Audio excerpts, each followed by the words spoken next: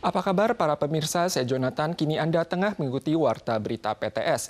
UN Eksekutif meloloskan program tiket transportasi umum bagi komuter dan pelajar tanggal 23 dengan meluncurkan tiket bulanan untuk 3 zona kehidupan mencakup kota Taipei, New Taipei, Keelung, Taoyuan, kemudian Taichung, Changhua, Nantou, Miaoli, serta Tainan, Kaohsiung, dan Pingtung. Misalnya di kota Taipei, New Taipei, Keelung, dan Taoyuan, warga bisa naik bus, MRT, kereta api, dan U-Bike dengan tiket bulanan seharga $1.200 Taiwan.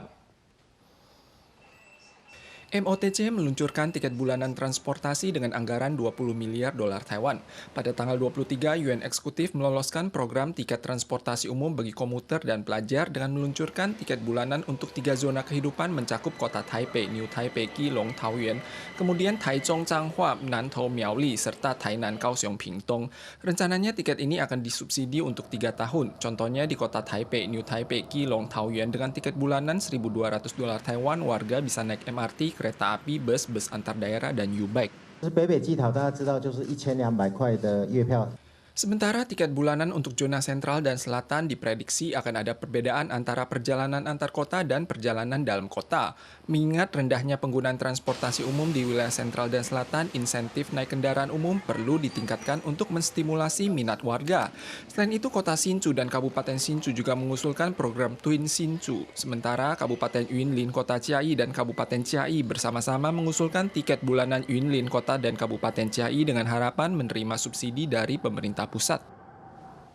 Taiwan mengalami krisis telur. Pemilik toko kelontong menyampaikan telur yang tersedia setiap hari terjual habis dalam waktu setengah jam. Ada warga bilang mereka tak berhasil membeli telur dalam seminggu. Menanggapi hal ini, PM Chen Chien-ren berjanji krisis telur akan teratasi pada awal Maret dan Dewan Pertanian akan berupaya maksimal untuk mendistribusikan telur ke seluruh pasar. Keranjang telur kosong sama sekali. Papan pengumuman tertera bahwa telur baru tersedia pukul 5 sore. Pemilik toko menyampaikan telur sudah ludes dalam setengah jam dalam beberapa hari terakhir. Ada warga mengeluh sudah seminggu tak berhasil membeli telur. 半小时内大概就会卖完了，就大家都是用抢的。已经蛮久都找不到蛋，所以到处问。那你想大概几天已经没有买到了？1个礼拜都没买到。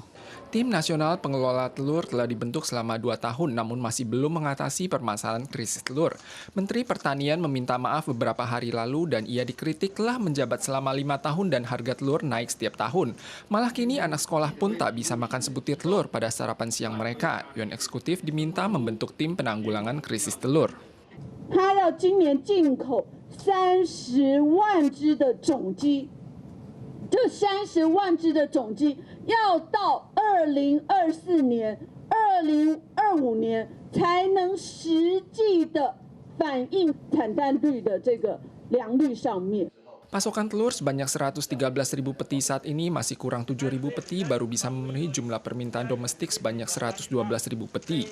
PM Chen Chien-ren berjanji krisis telur akan mereda pada awal Maret lewat peningkatan metode pengiriman horizontal dan pengurangan pajak pakan jagung.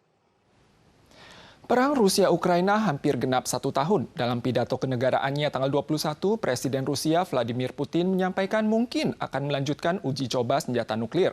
Menanggapi hal ini, Presiden Amerika Serikat Joe Biden menyatakan akan terus mendukung Ukraina. Sementara itu, Sekjen NATO mengecam niat Putin untuk memicu Perang Dunia Ketiga. Dalam pidato kenegaraannya pada tanggal 21, Presiden Rusia Vladimir Putin mengumumkan penangguhan fakta pengurangan senjata strategis baru dengan Amerika dan akan melanjutkan uji coba senjata nuklir bila dipandang perlu.